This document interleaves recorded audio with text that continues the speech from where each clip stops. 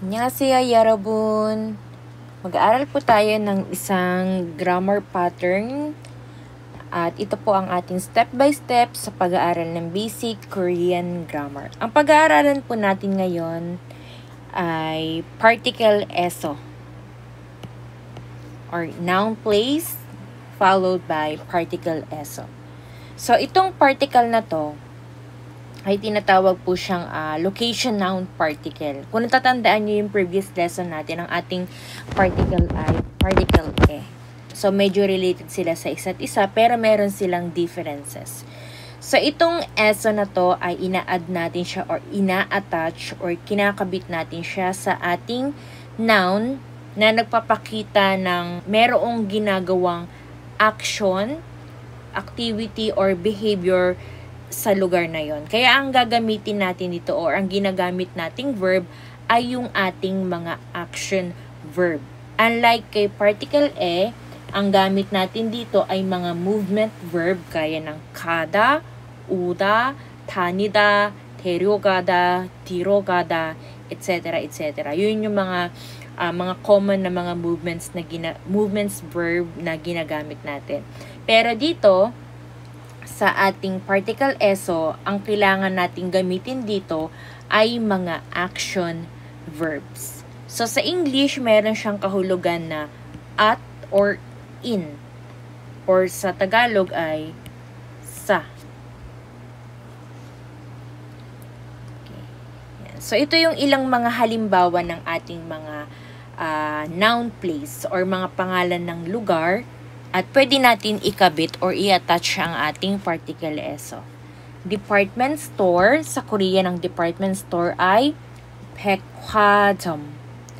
백화점. 백화점. 백화점, department store. Next one is library. Library in Korean, 도서관. 도서관.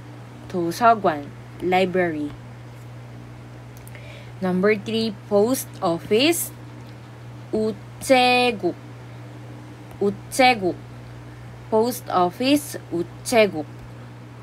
Okay. Number 4, coffee shop. Coffee shop. Coffee shop. Coffee shop. Okay. Last one is gym. Health club. Health club. Health club, gym. So, itong mga noun na to, mga noun places na to, pwede natin ikabit yung ating particle eso. And then, dapat ang idudugtong nating verb dyan ay mga action.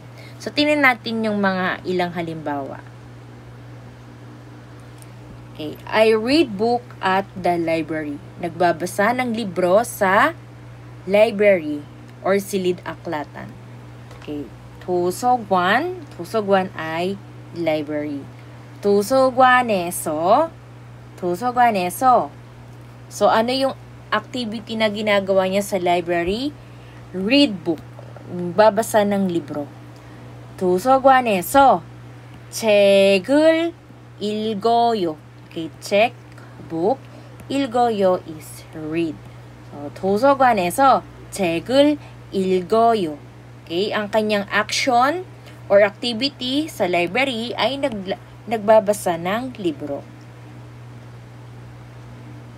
Okay, next example natin ay shop at the department store. Okay, nagsha-shopping siya sa department store. So, paano natin sasabihin yan in Korean?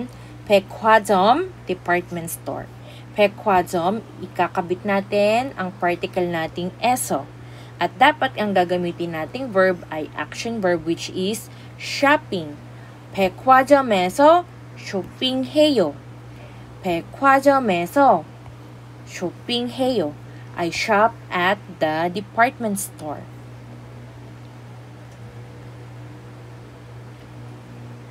Next one, I send letter at the post office. Padala siya ng sulat sa post office. 우체국. Post office, i-attach natin ang particle eso. 우체국에서. Ano ang kanyang activity doon sa post office? 편지를 보내요. 우체국에서 편지를 보내요. I send letter at the post office. Location, ang ating noun place, followed by eso, and then ang kanyang action, which is sending letter. 우체국에서 편지를 보내요. 자, next one. I will drink coffee at the coffee shop. 커피숍에서 coffeeshop에서 coffeeshop에서 뭐 할 거예요? Okay, ano yung kanyang gagawin sa coffee shop? 커피를 마실 거예요. Will drink coffee. 커피숍에서 커피를 마실 거예요. I will drink coffee at the coffee shop. At ngayon tingnan natin ang difference ng ating particle e at particle eso. So parehas silang location-related particles. Okay? Pero, ang kanilang kaibahan, si particle e, ginagamit natin to para ipakita natin o indicate natin na ang isang tao ay gumagalaw lang siya or nagmo-move siya from one place to another place. So, ang ginagamit nating verb dyan ay mga movement verb. Okay, movement verb, usually yan yung mayroong kada at uda. Halimbawa, yung kada, ibig sabihin yan to go. Or uda, ibig sabihin ay to come. And danida, the same with kada, pero ito, ano siya, kumbaga, repeatedly, paulit-ulit siyang ginawa, kagaya ng go to school, so 학교 다녀요 or 회사 다녀요. And also yung other movement verbs gaya ng 내려가다, 뒤로 가다, yun. So, ito yung mga ginagamit nating mga movement verbs dito sa ating particle e. Halimbawa ng example natin, I'm going to the restaurant. So, movement verb ang kada. Dito naka-future tense siya, so kalkoeyo. So, ang i-attach natin sa ating noun place, which is 식당 or restaurant, ay particle e lang siya. Dahil ang ating verb dito ay movement verb, which is kada. And naka-future tense siya, 식당에 갈 거예요. I'm going to the restaurant. So, kapag ang ginamit mo ay eso, mali siya. Kasi ang yung verb dito ay kada. Okay? 식당에서 갈 거예요. So, wala siyang so, dapat e lang. Dahil lang yung verb ay movement verb. Okay, example number 2, I shop at the department store. 백화점에 쇼핑해요. Okay, this one is wrong. Dapat kasi ang gagamitin natin dito ay eso. Dahil ang ating verb dito ay action. So, dapat dito siya. So, dapat 백화점에서 쇼핑해요. I shop at the department store. And then the same with number 3, 학교에 한국어를 배웠어요. I learned Korean at school. Dapat dito, 학교에서. Dahil ang ating verb dito ay action, which is learn or learned. So, 학교에서 한국어를 배웠어요. So, ganun yung kanilang kaibahan. Se, ang gamit natin ditong verb ay mga movement verbs, gaya ng kada, uta, tanida, etc. Pero kay eso, ang gamit nating verb ay mga nagkapakita ng mga action. Yan, gaya ng shopping, or learn, or read, magbasa, kumain, bogoyo, and etc. etc.